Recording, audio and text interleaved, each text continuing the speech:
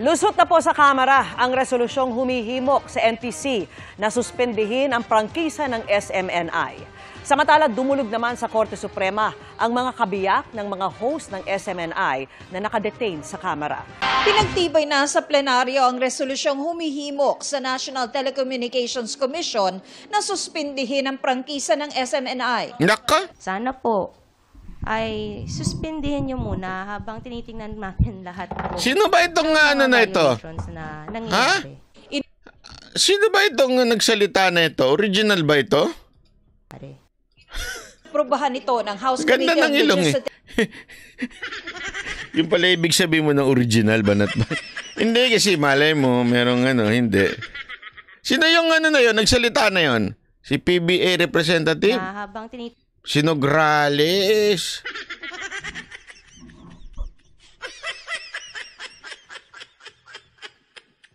tinitingnan natin lahat po ng mga violations na nangyayari. Inoprubahan ito ng House Gusto ko yung bulaklak mo ate ha? Hindi, maganda naman yung bulaklak. Ano na naman nasa isip niya? Yung bulaklak niya sa tenga. Ay, hindi pala bulaklak yun. Ipit pala yun. Na habang tinitingnan natin lahat po ng mga violations na nangyayari. Inoprubahan ito ng House Committee on Legislative Franchises dahil sa mga paglabag umano ng Suara Sub Media Corporation, SMNI, sa ilang probisyon ng kanilang prangkisa, ng konstitusyon at ng KBP Code. Ang mga lumalabag sa tiwalang pinagkakaloob ng taong bayan ay dapat managot sa ilalim ng batas. The NTC may consider, Your Honor, but we take into account also the other jurisprudences in light of this. Naungkat din sa pagdinig kung sino ang ultimate. Ito yung bagay na nakakagulat nung pananonood ko nga bakit may mali ng konti doon sa sagot ng mga abogado. Hindi naman mali. I mean, magkaiba. Okay? Beneficial owner ng SMNI matapos sumulat si Pastor Apollo Kibuloy sa komite na hindi siya dadalo sa pagdinig dahil wala naman daw siyang kinalaman sa operasyon ng SMNI mula 2019 nang aprubahan ng prangkisa. Alam mo, so wala daw siyang kinalaman so dahil hindi daw siya pa nung time na yon 2019. Alam mo, kaya minsan ang hirap din, pasensya na ho kayo SMNI ha. Pagpasensya nyo na po ha, SMNI, hindi ko kayo kinokontra, doon lamang po tayo sa tama. Kasi kung maaalala nyo nun, in-endorse ni Pastor Kibuloy si Marcos at si Sara Duterte noon. Pinag-pray over pa nga.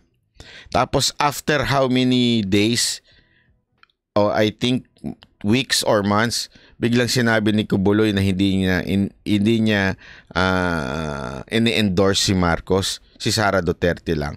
Kaya tuloy minsan, ang hirap, alam mo yun, ang hirap ipagtugmain yung mga sinasabi nila. Kaya nakakaano tulad nito, magkaiba yung sinabi ng abogado. Alam mo yung gusto kong suportahan ng SMNI dahil sila ay hindi dapat matanggal, hindi ho dapat Kaya lang, sana SMNI, meron lang akong payo, baka naman pwedeng mag-usap-usap kayo, yung magkaanuhan kayo para pag nag-appear kayo, iisa sinasabi ninyo. Bakit magkakaiba? Ano nangyayari? Magkakaiba ang pahayag ng mga abogado ng SMNI. In 2018, Pastor Apollo owned 1.5% of the stock holdings of Suara Sub Media Corporation.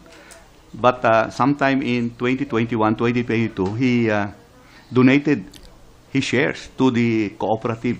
But based on our record, Mr. Chair, Pastor Apollo Kibuloy is the beneficial owner only in 2020. Iba rin ang mga nakasaad sa mga dokumentong isinumit. Magkaiba sila nung abogado. Sabi ko, ano ba yun? Sana hindi na lang. Sana nung nagkaiba na, tumahimik na lang yung isang abogado, magpiti ka na lang sila ng itlog. Alam mo yun? Hindi, sorry I mean, magkalabitan na lang sila. Ito dito tayo. Magkaiba sila na sagot Sabi ko nga, ano nangyayari? Bakit kayo magkaiba ng sagot? Tapos iba pa yung dokumentong ibinigay. Nagigets nyo? Iba-iba yung binigay. Iba yung sagot ni Abogado 1, iba yung sagot ni Abogado 2. Tapos, pagdating doon sa biglang iba rin yung dokumento. Di ba? ng SMNI sa Kamara as a Securities and Exchange Commission. It is very clear, based on our documents, and I will furnish you a copy, that he is or he was ultimate beneficial owner at least April 29, 2021, which is beyond the enactment of the RA, which is 2019.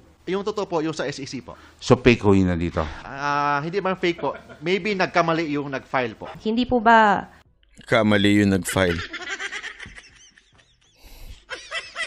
Yari. to SEC, this is grounds for Mabubutasan sila dito. Tama yung tanong nitong babae. Na parang, di ba, since iba yung dokumentong ibinigay sa inyo, iba yung sinasabi nila ngayon. Di ba grounds yun? Kasi tama nga naman. Nagbigay ka ng dokumento sa, para mo sinabing sa SEC, eto ang opisina namin, dito kami nagsimula. Pero iba yung, nung tinanong na kayo sa korte, iba na ang sagot nyo. Abay, mabubutasan talaga kayo doon. Patay tayo dyan.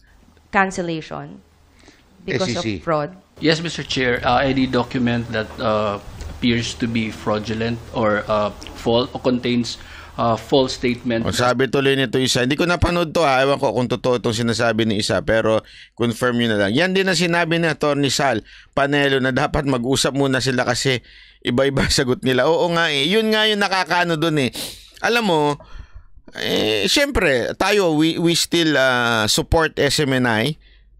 Dahil nga po sa sila ho ay somehow sila na nga lang yung hindi na hindi nabibili ng, alam naman natin yung iba nasa pala na sila na nga lang yung talaga nagde-defend at talagang nagiging tagapagtanggol ng mga Duterte, kaya tayo ho isuportado natin sila. Ang problema lang, pag may mga ganitong mali, ay hindi na ho natin masuportahan ng 100% ika nga, di ba?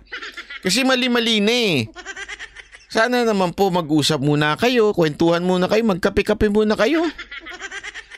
Kailan ba tayo nagsimula?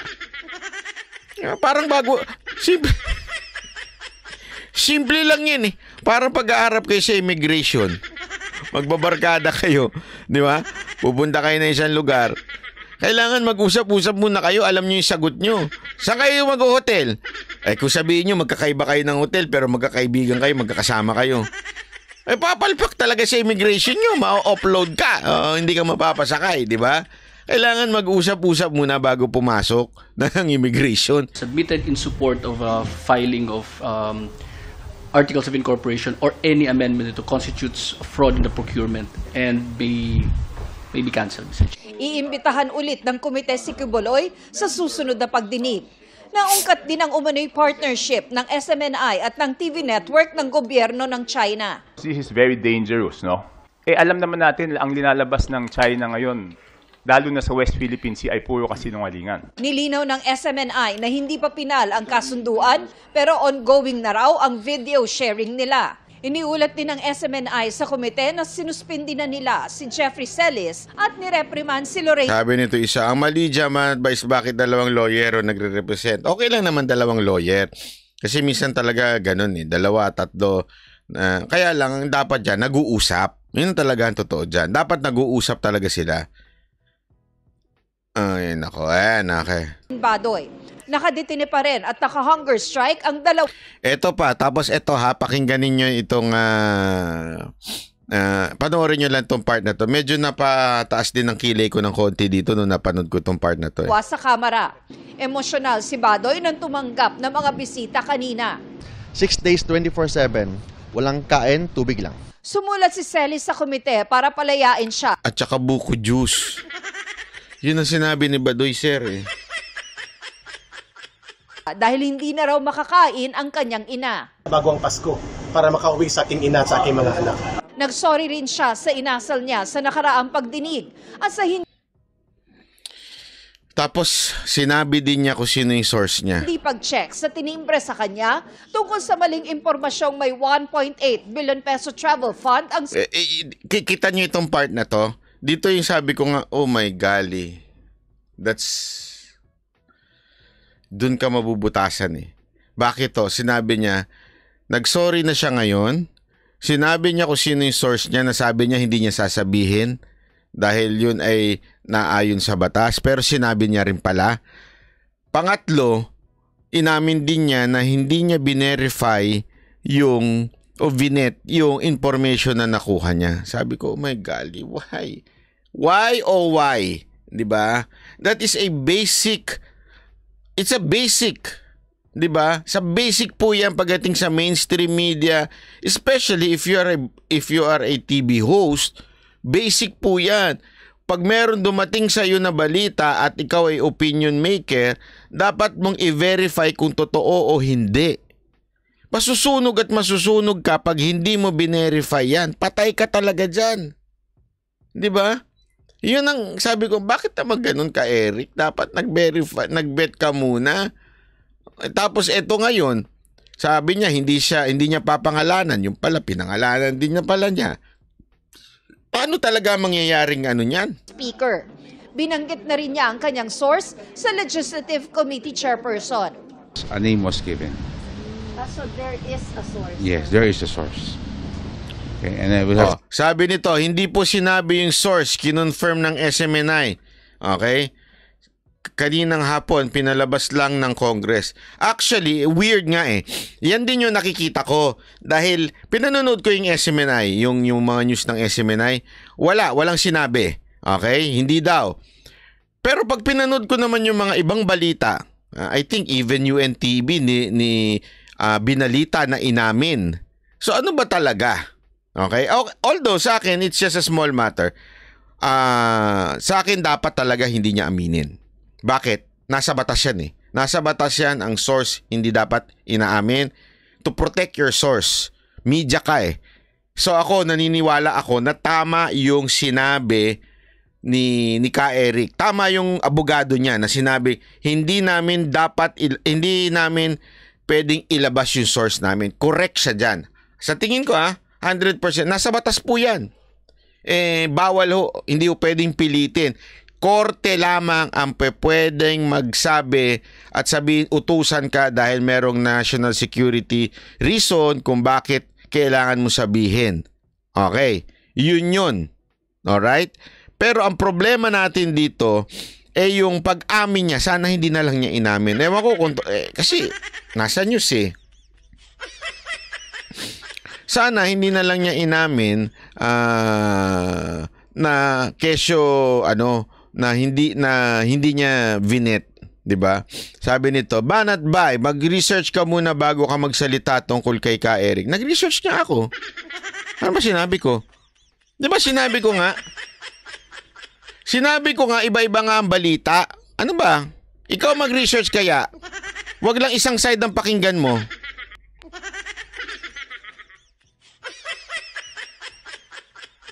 Di ba? Ang sa akin, ibalita mo lahat, hindi lang isang side. Ito nga sinasabi natin lahat eh. Lahat ng side. Iba yung sinasabi ni Ka Eric, iba yung sinasabi ng SMNI, iba yung sinasabi ng mga news. Di ba ho? Pero the mere fact na sinabi niyang inaamin niya na hindi niya vinet, inamin niya yun dun during the hearing eh. Na hindi niya vinet kung sino yun. Ibig sabihin, hindi niya dinoble check. Ganun na lang. Hindi niya dinoble check. Hindi niya sinabi niya, di ba, may kumausap sa kanya. Hindi niya muna chinek. Tama ba to sinabi sa akin? Inamin niya ho yun. Ang bira. Di ba? Inamin niya ho yun. Yun yung pinasabi kong problema. Sana nga hindi niya na inamin eh. Sana hindi niya na lang sinabi. Nanindigan na lang niya. Basta may source ako. Yun. At basta may source ako. Ganun na lang. Hindi niya... napanood na natin dito. Update ko ba dito yun? Napanood na natin dito yun eh. Yung video niya na sinabi niya kung kailangan niya mag-sorry dahil hindi niya na-confirm nga. Sinabi naman niya yun. Excuse me po.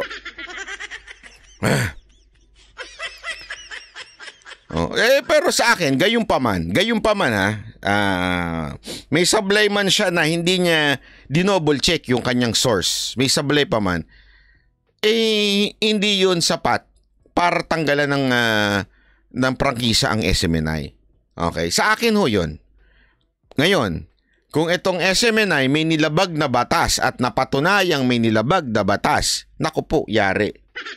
Yun lang masasabi ko, yari.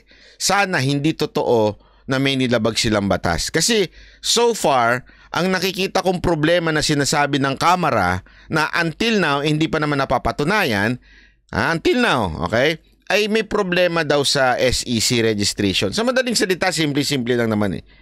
Hinahanapan ng butas ng Kamara. Eto mga kongresista nito, sa sobrang pagsisipsip dito kay Romualdez, hinahanapan nila ng butas etong SMNI para may pasara. Yan o ang totoo. Eh ang problema, alam nyo, sa Pilipinas,